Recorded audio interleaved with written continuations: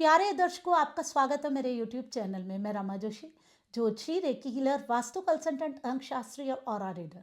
प्यारे दर्शकों, आज मैं उनकी बात करूंगी जिनकी कुंडली में राहु और चंद्रमा की युति है।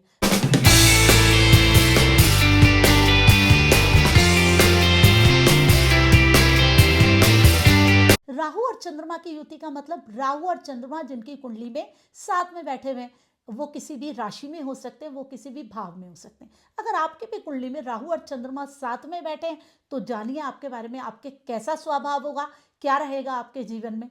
देखिए, इतना तो सोच लीजिए कि आप बहुत ही जुनूनी व्यक्ति हैं। बहुत ज़्यादा जुनून अंदर रख लेते हैं किसी भी चीज़ का, जो सोच लेते हैं बहुत गहराई से सोच लेते हैं। राहु और चंद्रमा की युति व्यक्ति को बहुत ज़्यादा सेंसिटिव बना देती है, ओवर सेंसिटिव। बहुत ज़्यादा गहराई से चीज़ों को सोचता है, बहुत ज़्यादा गहराई से अनुभव कर लेता है। बहुत सारे कलाकार राहु चंद्रमा की युति वाले होते हैं, बहुत सारे कवि राहु चंद्रमा की युति वाले होते हैं, लेकिन ज़्यादातर लोग इसके बारे में क्या कहते हैं? ये पागल है क्या? इस तरीके से कहा जाता है। इसका दिमाग खराब है क्या? कैसी बातें कर रहा है?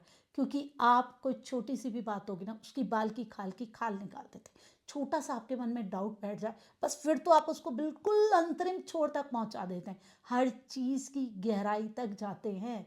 राहु को खोज करनी होती है। आपका मन जो है ना, बहुत ऊंचाई तक चला जाता है। आप देखते हैं ना, कोई कलाकार होते हैं, ऐसी ऐसी चीजें कल्पना में ढूंढ के ले आते हैं कि मजा आ जाता है। उनकी राहु चंद्रमा की युति तो नहीं है कहीं? जरा चेक कीजिए उनकी डिटेल देख के। तो अगर आपके कुंडली में ये है ना, तो लोग आपको थोड़ा सा अलग तरीके से लेने वाले हैं, नॉर्मल नहीं लेने वाले, क्योंकि आप बहुत स्पष्ट हैं। आपका मन चीजों को बहुत जल्दी भांप जाता है। राहु एनर्जी से जुड़ा हुआ है। आप बहुत जल्दी चीजों को भांप लेते हैं। आपको पता चल जाता है सामने वाला व्यक्ति अगर अच्छा बोल रहा है ना, मन में उसके क्या है, अच्छा है कि बुरा है।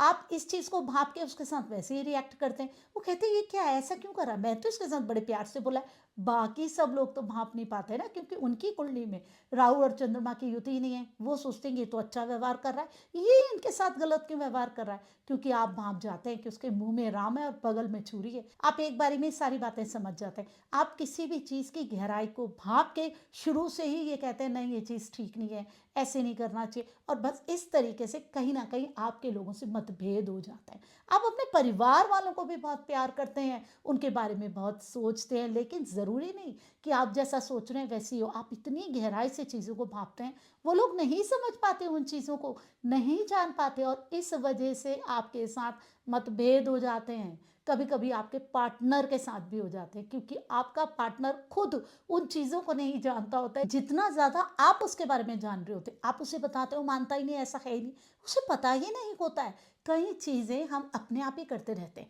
हमारे अवचेतन मन में वो चीज़ें होती हैं, हम करते हैं, हम नहीं जान पाते। लेकिन आप समझ जाते, अगर ये ऐसा कर रहा है तो इसके मन में भाव है। लेकिन लोग नहीं समझते। लोग कहते हैं इसका दिमाग खराब है, इसको पता नहीं है, ये कुछ जानता नहीं है। क्योंकि आप लोगों के सामने स्पष्ट बोल देते, कुछ गलत लगा फट से बोल देते। कहते ऐसे थोड़ी ना बोला जाता है किसी के सामने। अब किसी का खाना अच्छा नहीं लगा आपको, आप साफ कर दो, नहीं भाई इसमें बात ही नहीं है, तो अच्छा नहीं लगेगा ना सामने वाले को, आप स्पष्ट कह देते हैं। आपको ये सब नहीं आता है, लाख लपेट करना, छुपाना, बातें बनाना नहीं। आपको जो लगेगा आप कह देंगे। आप ऊर्जाओं से जुड़े हुए हैं। आप कल्पना की उस उड़ान तक पहुंच जाते हैं। जो कवि, कलाकार, नाचने वाले, गाने वाले इस योग में होते हैं ना, उन्हें बहुत ऊंचाइयां मिलती है। लोग उन्हें बहुत पसंद करते हैं, क्योंकि वो अलग अलग चीज़ें ढूंढ करके लाते हैं।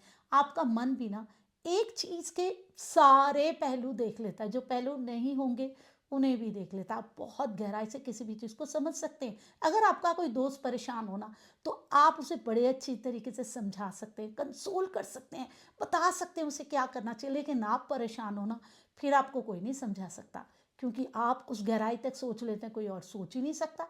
फिर आप अपने आप अलग हो जाते हैं, अकेले हो जाते हैं, और कभी कभी आप डिप्रेशन में भी चले जाते हैं। लेकिन आप अपने आप ही अपने आप को उठा भी लेते हैं, क्योंकि राहु में तो कितनी पावर है ना, और मन में तो है ही है पावर। तो आप अपने आप को उठाते हैं, वापस खड़ा करते हैं, क्योंकि आपका सॉल्यूशन सिर्फ आपके पास है, किसी और के पास नहीं है। आप अपने सॉल्यूशन को लेते हैं, उस चीज़ से बाहर आते हैं।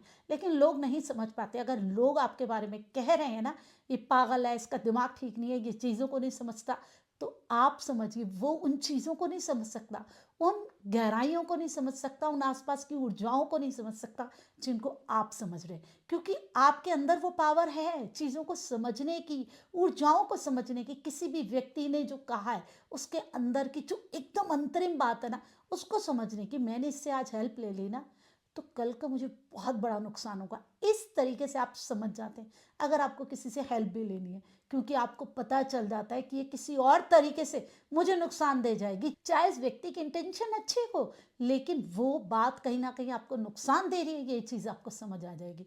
और इन्हीं चीज़ों से लोग आपको समझ नहीं पाते।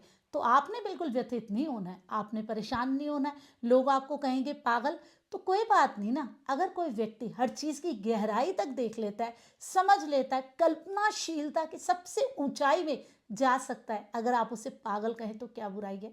पागल लोग ही तो कुछ करते हैं जीवन में। आपको क्या लगता है कि जिनके अंदर जुनून नहीं होता वो कुछ ऐसा बड़ा कर सकते हैं?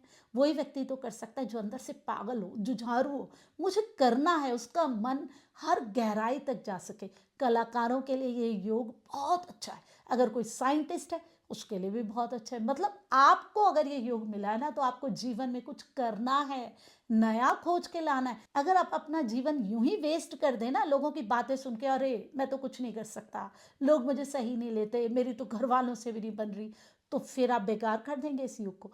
इस योग का फायदा उठाइए, अपने आप को व्यवस्थित कीजिए, इन चीज़ों से बाहर लाइए, कॉन्फिडेंस में रहिए।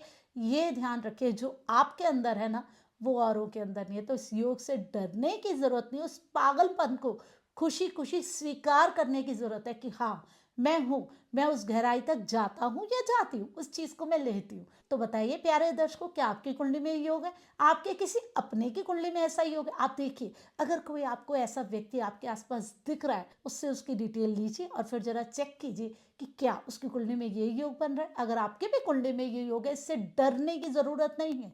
इसके पॉजिटिव जो पक्ष है उसको देखिए। देखिए, वीडियो को लाइक ज़रूर कीजिए, बहुत सारे कमेंट्स कीजिए। आपके कमेंट्स की मुझे वेट रहती है, क्योंकि मैं आपके लिए इतनी मेहनत कर रही हूँ, आप भी करिए ना।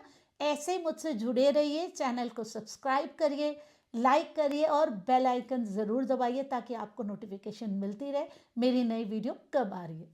ओम नमः शिवाय। हर हर महादेव।